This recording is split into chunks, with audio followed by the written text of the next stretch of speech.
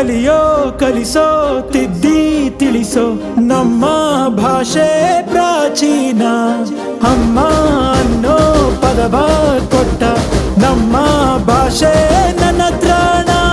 ಪ್ರತಿಕ್ಷಣ ಪ್ರತಿದಿನ ಒಂದೇ ಧ್ಯಾನ ಮಾಡೋಣ ಓ ತಾಯಿ ಋಣ ಭಾಷೆ ಋಣ ಒಂದೇ ಎಂದು ಸಾರೋಣ ಯಾರೇ